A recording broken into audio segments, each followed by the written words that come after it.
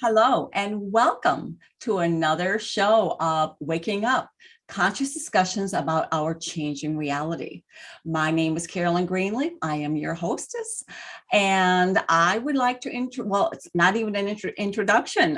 This is Brian Rassi. Brian was on our show last year, just a few months ago, and the name of that show was called Reality or something. Birthing Your Dreams into Reality.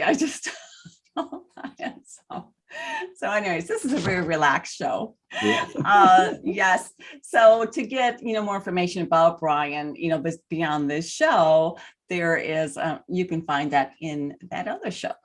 So Brian Rassi is on a mission to help growth-minded business owners who feel like if they only had the money, they could experience their big vision.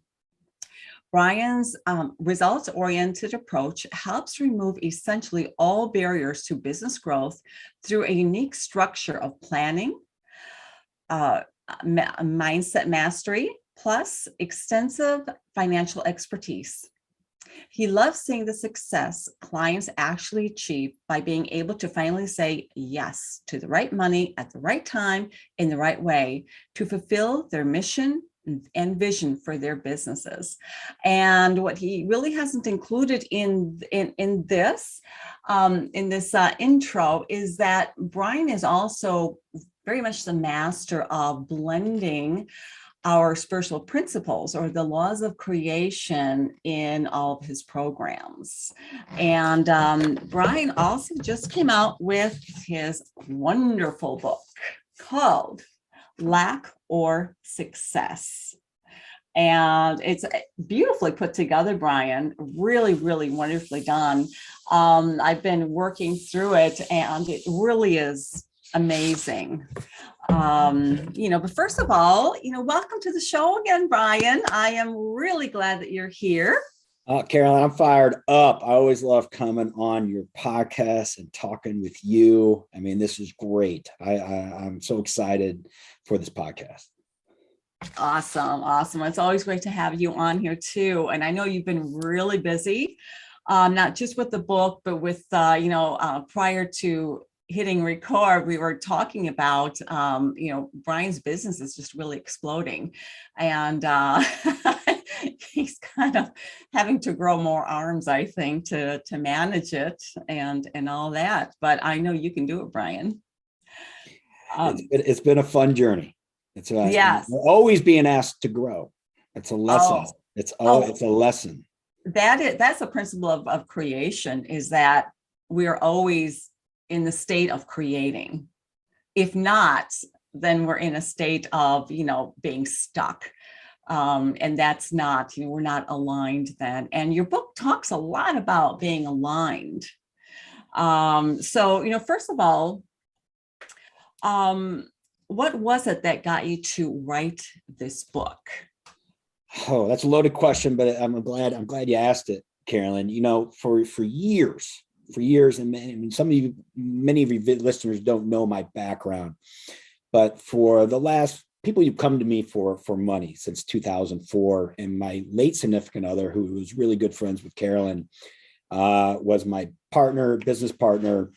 She passed away about 4.5 years ago, but she was very, very gifted intuitively in the spiritual community. So for years, we used to kind of blend the money and the business with the spiritual principles and use that to move things forward. But there was a time for years where I would get so close to grabbing onto a success of an adventure and for some reason have it be ripped apart. And when that starts happening, it starts to get into your psyche. 1 year goes by, 2 years go by, you regroup, you go back at it again, and all of a sudden it gets ripped apart again. And then you go back at it again, and all of a sudden it gets ripped apart again. And then until ultimately I felt when Imelda passed away, it was like everything shattered that day. I lost my partner. I lost my business. I lost everything. I lost my identity. I lost everything about who I was associated with for close to 15 years. And it was a devastating track where I decided whatever it was going to take, I was going to make it happen. Imelda, I don't know if you've taken this course, Carolyn, but you remember Imelda had the Rich Playbook course? Yes, Okay, I well, have it too. Yes. well, about 3 weeks after Imelda passed away, I got an idea to go to the Rich Playbook. And I've taken this course for years. Imelda put this on for years. It was multiple times a year. But for some reason, when I was at my lowest point, I was vulnerable enough to get the wisdom that was out of that course. And that day was the impetus that I made the pact that whatever it was going to take to become successful again, to regain my intuition, to regain the stuff that I relied on as a spiritual crutch with Imelda by my side. It's really hard to master your innate skills when you have a master next to you. That, she becomes a spiritual crutch. And Only from that point, allow it. I'm going to throw that out there.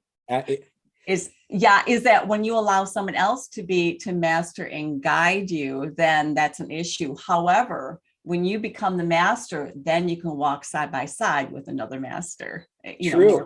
And that was a lesson that wasn't known back then, wasn't known 4.5 years ago. We were touching on it. But I never could put it together. I could never put it all together. So it became a selfish act where I was like, I don't care how much money. I don't care how much time. I don't care where I have to go to figure it out. It's going down. And whatever that took, that pact was made that day after I took the Rich Playbook that day. And that set me on a quest. And I didn't know how that quest was going to manifest into something, but about a year and a half went by. And I remember I went to this entrepreneur convention. It was in Cincinnati. It was Startup Cincinnati, great convention. It's 5 days. And I was visiting that town, and I was like, all right, let's go see what's going on in the entrepreneurship world in Cincinnati. And I go into this beautiful facility. It's 3 floors. They have all these hundreds of speakers over 5 days. And I was there, Carolyn, and it felt like, to me, every speaker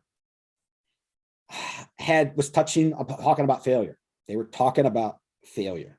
And I was going to every one of them. I literally parked my car.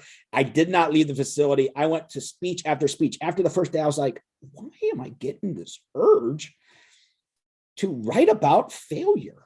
Like, I felt like I have to write about this. Like, this thing has to go down. Like, I remember I went back to my family and I go, hey, I think I have to write a book about failure. I'll never get it. My mom said to me, no one who wants to hear about failure. And that minute she said that, I was like, huh, I'm writing the book. That's how it really started to manifest from that point forward. Mm-hmm. Mm-hmm. It's funny how the universe puts you in those predicaments, and you have to do it. Yes. And I love you use the term unlack in your book too. Yeah. Do you want to expand on that just a little bit? Because I read that, I'm like, that's just pretty brilliant. I know, I understand what it means, but it's just unlack, that it means success, right? Well, if you look at the definition of success and failure, if you look at the definition of failure, it's lack of success. Mm-hmm. So when you experience a failure, it's lack of success. Mm-hmm. So if you think of it as an equation, mm-hmm. failure equals success, and there's lack of success, right? Then remove the lack and you get what? Mm-hmm. You get the success. So when you unlack, you remove lack. Yeah. But I didn't really, most people don't understand the word lack, mm-hmm. because that was the impetus of why the book was named Lack or Success. Mm-hmm. Was I didn't fully understand it. I didn't fully understand the word lack. We hear failure all the time. Mm-hmm. But when you start diving in the word lack, people are like, ooh, I understand it, but I never went into the definition of it, the being without, right? You're lacking something, being without something. And I kept going back on the definitions of words. It felt like, to me, there was something more going on. There's something more going on to this failure thing. Failure is like, you ever hear of the root cause like the Band-Aid approach, Carolyn? Have you ever heard of the Band-Aid approach? Oh, of course, it's all over the spiritual world. It's, the holistic approach is getting to the root You cause got to and get to the root cause. So, why. Yes. and so that was that, so what precedes lack? That was the question that popped in my head was, what precedes lack? If lack precedes failure, right? What precedes lack?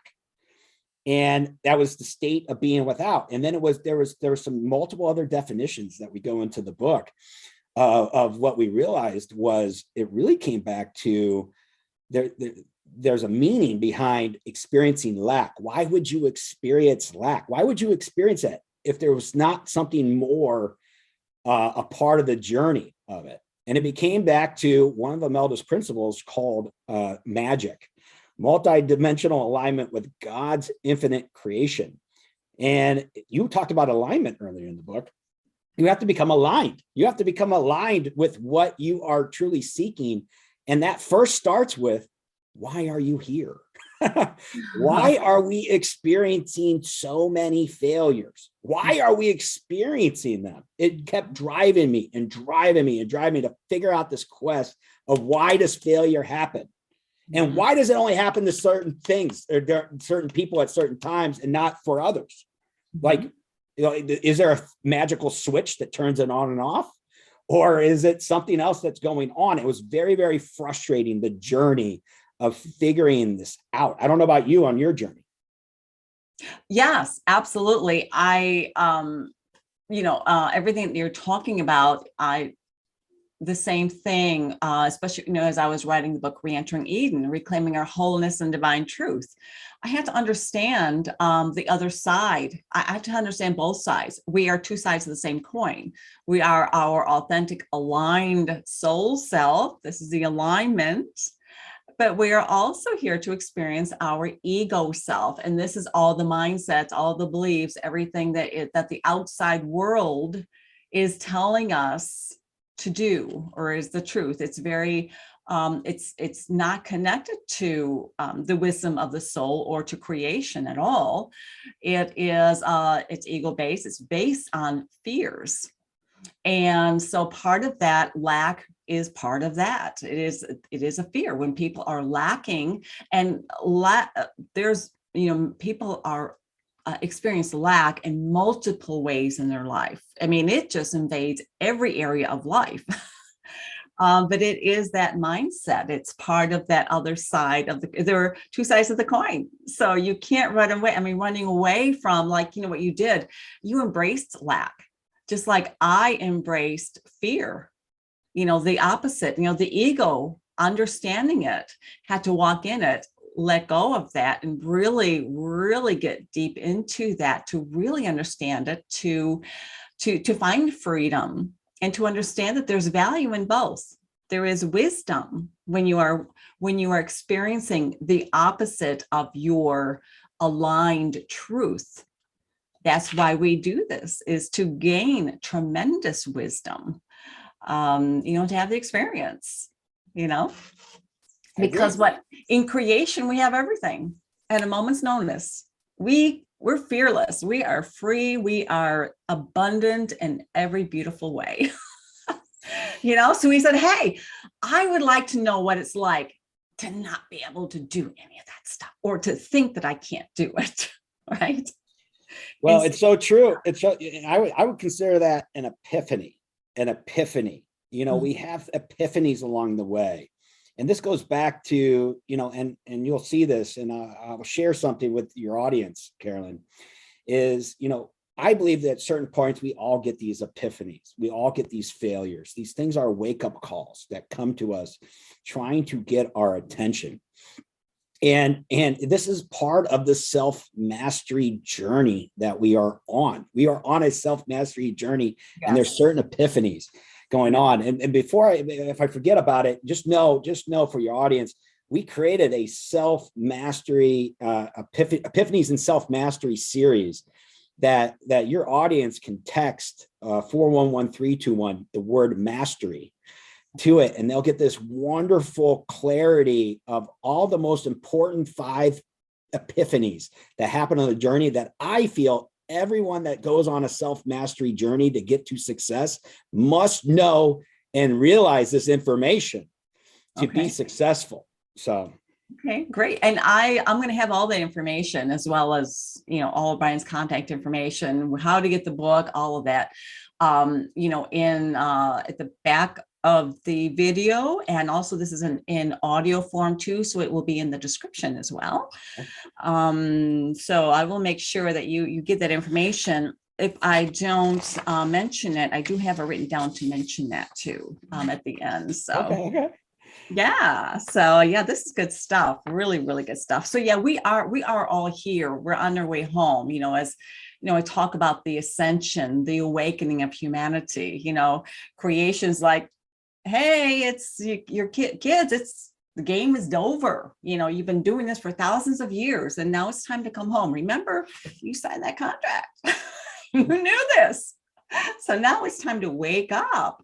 And so everyone's really being pushed. So if you have lack issues and any kind of these, I call them ego formations that you still are stuck in, the creation, your guides and angels, it's their job to poke you with it, to really trigger you so that you see it. And a lot of people, they go, oh my God, they still try to run away from it. They still try to deny it, to suppress it, but that just keeps them in their cage, in that lack, and however, and I'm speaking of this through my understanding in my work. But you know what? It's time to it is time to step into that mastery, and you've got to completely embrace it. Got to let go of those fears. And I like to tell people, it's kind of like it is like a game. We all set up, we said, yeah, we're going to pretend like we're lacking. We're going to try to find that treasure and, and everything else. And, but yeah, now we're being we're being kicked because we have to all move into our mastery. So, okay. So why should someone care about mastering success in their life or business? Well, you mentioned it, Carolyn, about the lack scenario, asking you to wake up, wake up. There was a study done that we referenced in the book of a farmer study, and they did a simple financial survey of 400 farmers years ago, before their harvest and then after their harvest. And in this survey, these 400 farmers, they only make their money one time a year. So when you have to budget before the harvest, it gets strained. What they found was there was a 13-point difference in their IQ level when they lacked money. Simple decisions. I'll give you an idea of what 13 points is out there for the audience. That's like equivalent to not sleeping at night, working the entire next day, and that is your new normal IQ level ongoing. So you ever hear the story? So when you lack money, when you lack access to money, you are 13 points or greater dumber than you were when you have money. Well, what's the difference of if you lack money? What's the difference if you lack love? What's the difference if you lack support? What if you lack time? The point is that means you're under the pressure of a 13 plus point IQ drop, regardless if it's lack of money, it's lack of time. Have you ever talked to someone who is too busy to talk to you? It's horrible. It's the worst conversation you've ever had. I'm too busy to talk to you. No, duh. You're lacking time. That's my point. That's my point. So you're going to get this wake-up call. And if you don't get this right, it's going to rear its head over and over and over again until you do get it right. Absolutely. And, from a spiritual perspective, we could also see that as you've lowered your vibration by, by that percentage, and so then you move back into that old mindset, that old programming again. You slip back into that old groove.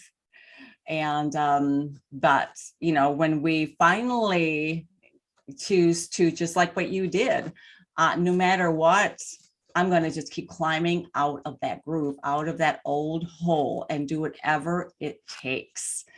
that is a sign of a master. And through the work that I do too, I understand how amazing it feels when you finally, you get it, and everything shifts for you. All the energy shifts for you, and you really begin to understand. It's like you understand through the through the knowing of your soul, through the wisdom of your soul, and that's all part of alignment. Let me see here. Okay, so there's a quote in your book, and it is, "Success is structural, not personal." Can you explain that? What do you mean by that? Yeah. I mean, I heard this quote. It was done by, it was stated to me by the guy that wrote our foreword, Christopher Michael Duncan. He heard that, and he stated that one day on a presentation that I heard him years ago. And when he said it, it was like a light bulb, an epiphany went off in my brain. It was like, what do you mean success is structural? Because I always felt it was a personal endeavor. And I didn't fully understand what he was meant until he explained it. And I'm going to explain it now for you guys, is because when success has a structure to it, success has a formula to it, but we often think we're doing it right when all actuality, we're out of alignment of the formula. And that's where the frustration happens, because you think you're doing the right thing, but in all actuality, you're doing the wrong thing. And that's what you're attracting. That was what's so frustrating on the journey. You've heard of how many gurus have written books about success, spirituality, whatever. If all these books worked, if everything worked, wouldn't we all be where we wanted to be? Wouldn't we all be where we want to be? That was another question that popped in my head, is obviously there's something going on in all these books that might not be the right way. Because if it was, we'd all be where we would want to be. And that was the frustrating thing, was none of the books talked. All the principles were correct, but all the language was off. There was no common thread. There was no common thread that pieced what Esther Hicks would say compared to Tony Robbins, what Jim Rome would say to Carolyn Greenleaf, what would Brian Rassi say to Imelda Arcelia. Like, there's so many, everyone had another way of saying it without saying it in a common language that at least felt like it was broken down to me in a structure. So the first epiphany was, let's figure out what that is. And if success is truly a structure, then it can be taught, it can be learned, and it can be applied with consistent results. Okay. And that was a huge, huge epiphany.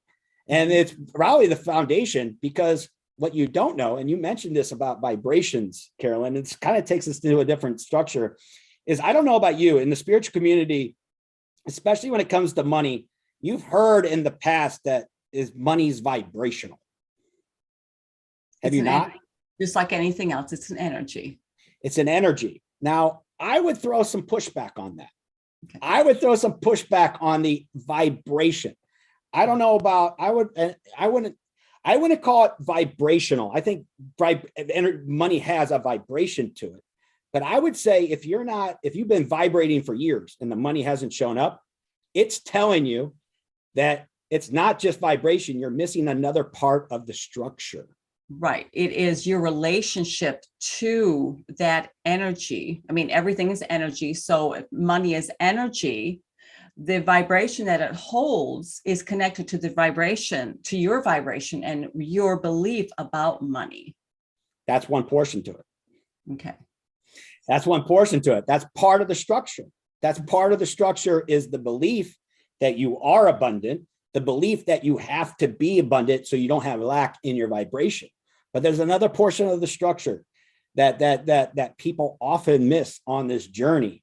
And if you don't get it right, you'll sit there vibrating abundance and no abundance is coming.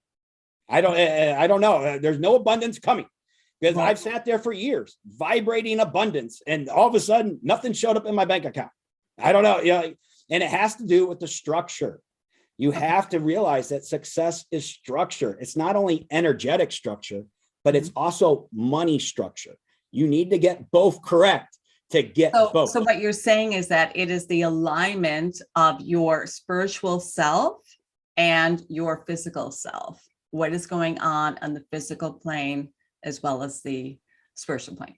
Correct. Bridging. There's another structure involved. And that's part of it. There's another structure involved. Is you have to realize that money is a value system. You need to have something that someone values to pay you in the way they want to pay it. And if you don't implement that structure in relation to the first structure that you just said, Carolyn, you won't attract the money you want. You might get a little bit of money, but you will not get the consistent money and success. And it's a very misnomer out there in the spiritual community. Wouldn't that relate to the balance of giving and receiving, both sides? That's part of the energy of money. That's part of the money structure. But you have money love structure. You got to figure out what that structure is for you. And if you don't figure it out in relation to the feeling of the money, then you will not get it. You might get pieces of the money. You might get occasional money, but you will not rely on it and have it become consistent in your life until you get it down. Okay. Do you want to tell the audience a little bit more about the structure? You're going to leave us hanging. Well, I mentioned a little bit, like think of the structure this way. Money has a value, right? What makes someone really, really wealthy financially versus someone who's not? And this was always a very frustrating thing for me. Like for years ago, you would go on and you'd be like, why is that person so successful? Like, what are they doing that I'm not doing? Like, obviously there's something going on. And if you think in monetary terms, if you don't look at it in the right way, they have a really good, they're offering some type of value in a way that someone wants to pay for it. You have to have that piece of it. You have to have that piece of the structure. So give you an example. If you have a business, you need to figure out the structure of the business to allow someone to pay for what you find is valuable in the way they want to pay for it. If you don't get that structure right, you're not going to get money. So in a sense, it's also communicating what you are providing in a way that the community understands the value of it and how it would help them. And that's the structure that you're talking about. Correct. Money loves structure. And you have to realize there's multiple structures at play. It's not just one structure. That's and you'll read that in the book of how that comes into fruition. I did not create it. I just brought it to life. You have to understand, I went out and searched every book I could think of. I paid every guru I could think of. I pulled it all together and tried to make it sense for me in a selfish act. But what happened, Carolyn, was our clients started coming to us and they would come up with similar situations. They would come up with similar situations. I don't have any time to get this thing done for you, Brian. Or, hey, I don't want to take the money. What do you mean you don't want to take the money? You came for us to help you get money. And all of a sudden, 8 out of 10 people wouldn't take the money. And you're like, what is going on? That makes no sense. You come to us, you pay us money to go get you money. And then we bring you the money. And your first inclination is, I don't want to take the money. Have you ever experienced that, Carolyn? I don't think so. Oh, you don't remember? I don't know. You don't remember? I love that. I remember a conversation, you have to understand, Karen, part of Greenleaf Healing was birthed a little bit out of, we were a part of your journey, right? We were part of your journey of helping you get structured correctly. And part of these journeys is sometimes when the money shows up so quick and you're not ready for it. Yes. Our first inclination is to say no. It bothered me down. Yeah, because if you're not used to money and even handling, a great sum of money, all of a sudden you've got to learn some more skills. You've got to understand different things, and yeah. Yeah, So it was really an eye-opening experience that all of a sudden these lessons, this journey to put it into a framework for me to write my own ship, all of a sudden became the same blueprint that we used to share and continuously share to our clients as well. And they started reaping the rewards as well. And it's been a wonder. That's why we've implemented it wherever we go, because these are universal. Success is universal. You can have success. It's a skill set. You have to understand what a skill is. It's the ability to practice something and understand a subject comprehensible. That's how you master something. You do it through the art of practice. And when we say success, let's go back to the definition of a success. So you're also talking about forming new habits. That's part of it. You're retraining the brain, the mind. That's correct. That's part of it. Changing the beliefs and the structures. You are absolutely correct, Carolyn. But the first part is aligning with the right aim. Success is an aim. That's all it is. Everyone has a different definition of what a success is, right? All it is it's an aim. It's an ability to have an aim and actually accomplish an aim. Okay. That is a skill, to be able to align with your aim and be able to bring that aim into physical manifestation.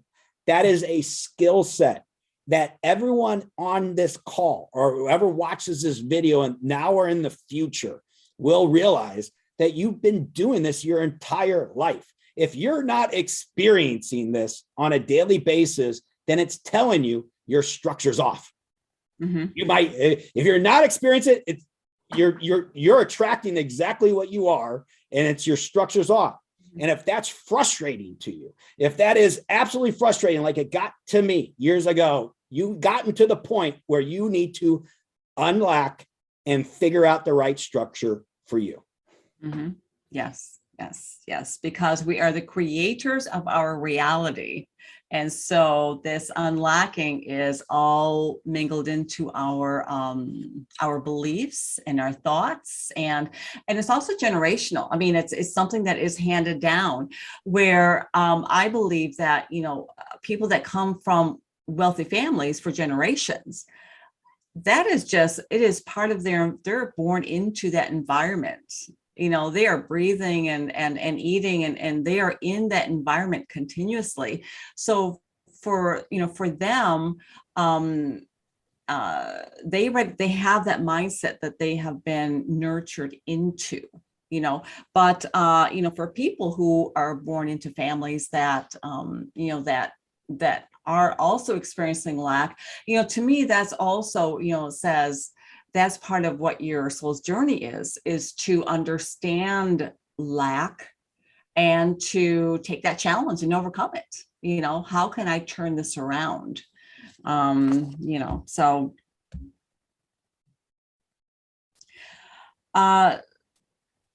you may have already,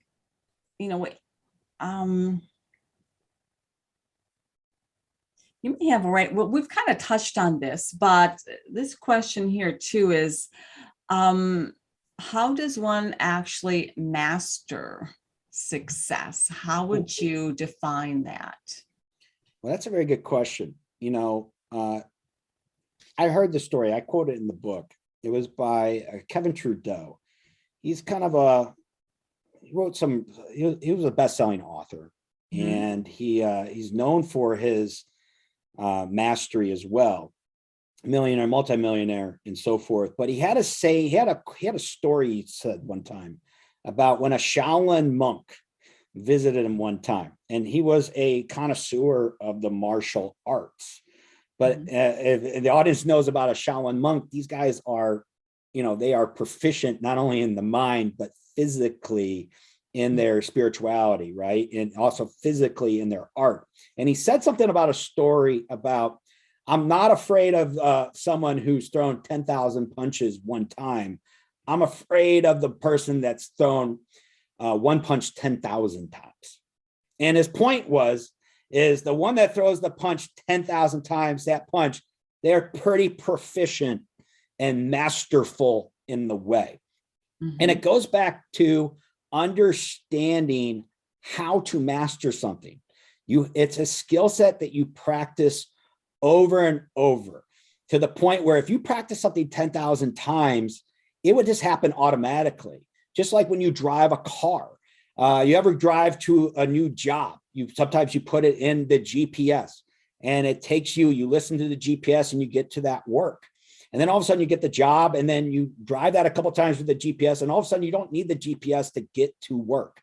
But when you leave work going home, have you ever driven a car and all of a sudden you kind of dazed off, but somehow you got home? Right. Has that ever happened to you? And you're like, who drove this car? Who drove the car? How scary is that? Now, maybe we need autonomous cars, self-driving cars. But I know for you, but once you get that is your unconscious memory becoming competent in the ability to drive yourself home. But what if you became unconsciously competent in the skill set of your aims? What would that look like? What would that look like? And that's possible, but you need to know how to create that. And for me to right the ship, to figure it out, there's a certain amount of steps that you have to do on a daily basis. And if you do these things on a daily basis, it will put you in the right structure to reap the rewards of those daily unconscious competence of success.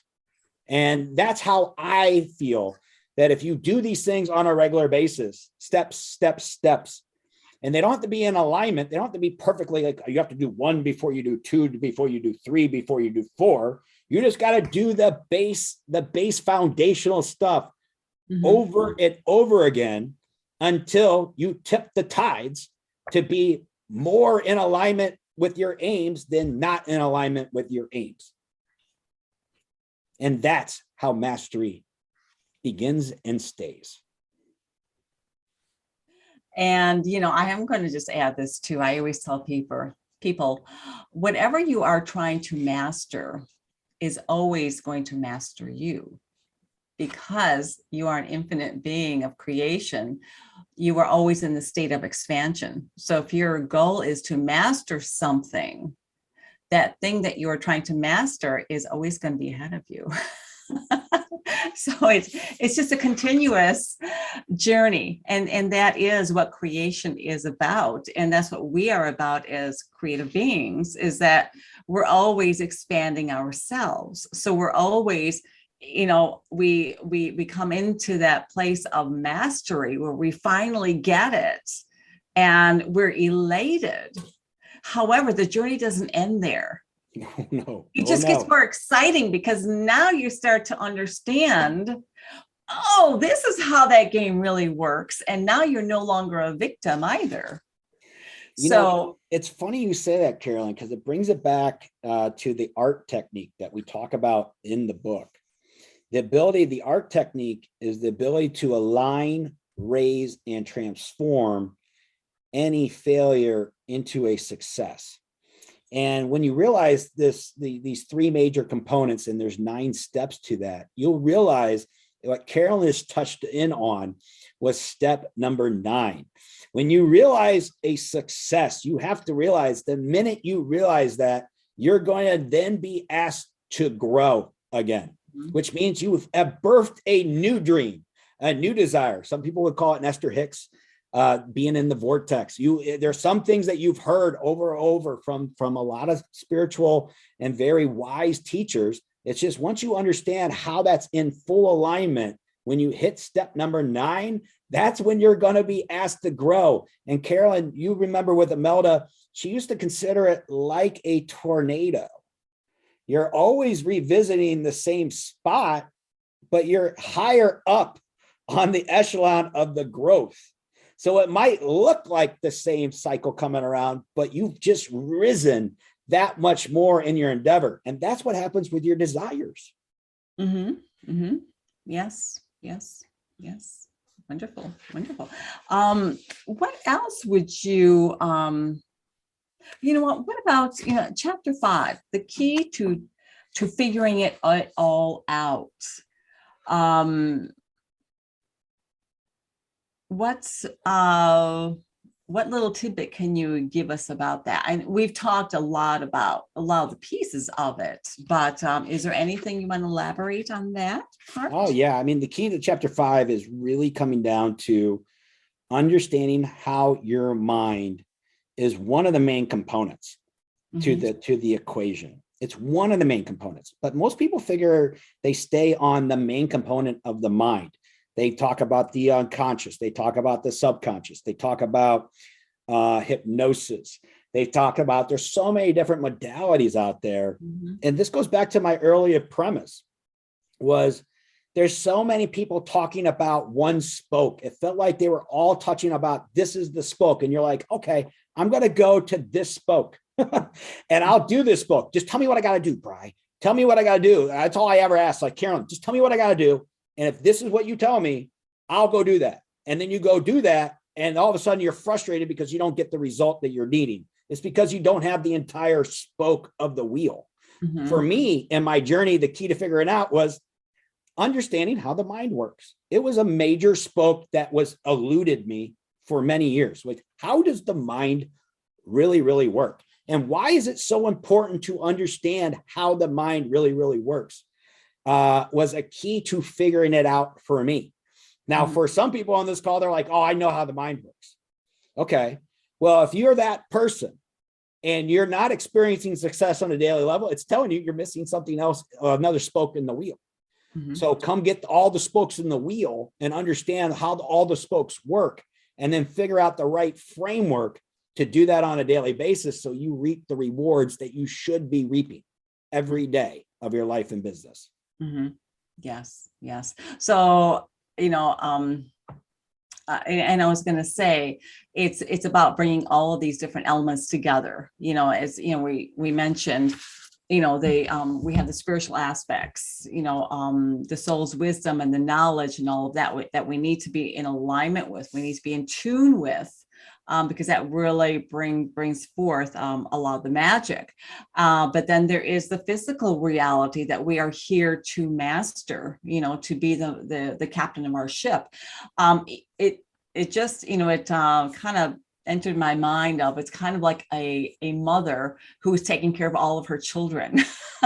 Her children are all of her spokes, and but she finds a way, because she loves them, and she knows to have a cohesive family that she's got to find a way to to have all of these spokes work together and to cooperate together. Some parents are successful, some there's levels of success. Well, it's funny you say that, because part of what that chapter is in chapter 5 was understanding the power of the unconscious mind versus the power of the conscious mind. And there's two different power structures. Mr. Bruce Lipton, well known. Many of your readers have heard of Mr. Bruce Lipton. He explained it the best to me. And he says the conscious mind. So it is like the equivalent of a 40-bit processor, 40 bits. But the unconscious mind is equivalent to a 40 million bit processor. So I don't know about you, but have you done affirmations before? Oh, yeah. Okay. Have you ever tried and done an affirmation before over and over and over again, and for some reason it does not take hold? But it's not, there's many spokes involved with an affirmation. I would agree. I would agree. My studies was, I remember for a year, I repeated about 5 different affirmations for a year. 5, most of them were about money. And when money didn't show up, it became very frustrating. If you said something over and over and over again, every day for an hour for a year, and you did not get where you wanted to go, that's a very frustrating act. And for me, when I heard this, it was like, okay, first I'm mad because I feel like I've wasted a year on affirmations that didn't work. Okay. But the second one was like, how do I use this unconscious power of the mind to work in relation with my affirmation? because obviously I was working on it with a 40-bit processor, Yes. thinking I was going to overrun a 40 million bit processor. And that's where the frustration comes in, was how do you use that 40 million bit processor to get where you want to go instead of doing it the hard way, like I was for a year. And that was part of the key to figuring it all out. Yes. Was how do you figure out, how do you use that 40 million bit processor? Because that was and definitely one major spoke that yes. I was not using in my wheel that I needed to fortify. And part of that is really understanding the laws of creation, you know, and how you are affecting, you are creating your reality. Okay. And so an affirmation, it depends on how it is written, how it is spoken, what you're feeling, where your mindset, you know, all of the different spokes are part of it. It's not that affirmations don't work. It's just what is your mindset and what is your alignment and everything that you're talking about. So correct. And if you know, any one of those, to that whole concept of, you know, lack or success, it's all comes back here. How here. oh yeah, that alignment. Yes, absolutely. That's part of the structure. Absolutely. That's part of the structure. That's why success is structural. You have to understand what structures are at play and how they are interrelated with what you're trying to aim. That's why it's an art. You learn the art and the science of it.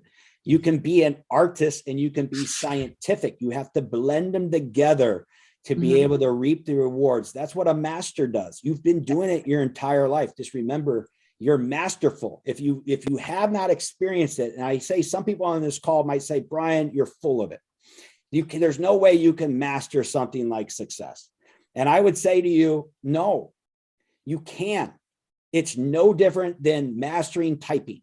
It's no different than speaking English. It's no different than being a really good writer, you know, with a pen, calligraphy. You know what I'm saying? Like we all have skills. And if you practice it with the right principles, and many of it was discussed with Carolyn, obviously you need to find whoever's going to give you that right framework and latch onto them, right? And learn that framework and then implement that over and over and over again until it becomes unconsciously competent. No different than driving home from work. Yes, yes. And I think also to remember that we are ultimately responsible for how we are utilizing the material that, you know, that when we pick the, you know, when we pick the right person, for instance, when someone picks you, Brian, to work with, to get success in their business, they also still have to take full responsibility for, you know, you can, it's just like an affirmation. Well, okay, Brian, I'm doing this, I'm doing this, I'm doing this.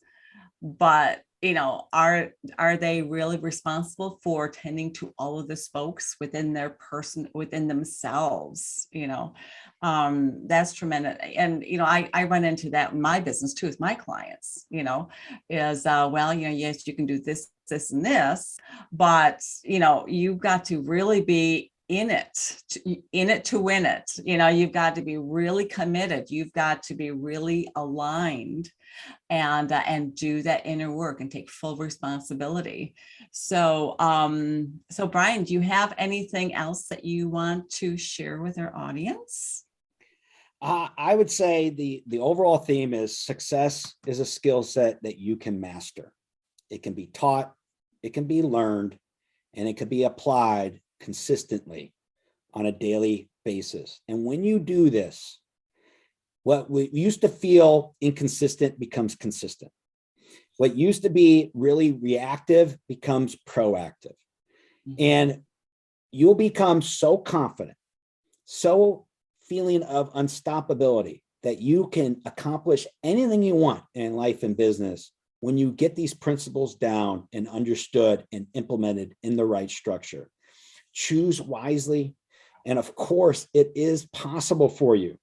It is possible. And I'm going to lead this back to, Carolyn, if it's okay, I would like to share that catchword again, because I would like people, the viewers of this audience, to really pull out your phones and type in 6 digits, 411321, Mhm. And in the body of the text, put the word mastery. And what you're going to get out of this is you're going to get our epiphanies in self-mastery. These are the 5 major epiphanies that you must understand. You must be exposed to before or during your journey to master the skill set of success. And when you realize this, when you realize these 5 major epiphanies, you're going to understand why it felt so hard. Why does it feel so hard to become successful? That's the first epiphany that you're going to get. So you just type in the text 411321 in the body, one word, mastery. It's going to ask you for your email. You give the email, you get this wonderful guide emailed to you, and you'll get 4 other major epiphanies along the way with exercises. I've spent tens of thousands of dollars and many more hours just to figure out these 5 that you will get instantly just by texting this. And I don't care where you start, but start here. Start to get this information, because I'm just giving it to you because it's that valuable to start your journey here, in my opinion.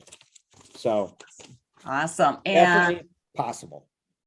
this is your beautiful book, Lack or Success by Brian Rassi, with a wonderful foreword from Christopher Duncan. And he is the author of You're Not Broken. You're Not Broken. Okay. Yeah. Wonderful. Wonderful. Fantastic book. And where can they find this? Is on Amazon? It's on Amazon, or you can go to our website, instigate.com, instigate.com. Fantastic. Okay, Brian, thank you. And I will have all of Brian's contact information and all the goodies again at the at the end of the video, in the descriptions, and you can connect with Brian. And yeah. Well, thank you so much, Brian. I truly appreciate, I honor your presence here. Thank you so much for coming on and sharing your wisdom and your success. No, thank you, Carolyn. And to everyone else, enjoy your journey. That's why you're here. Okay. Thank you, Brian. And I wish all of you abundant blessings and tremendous success.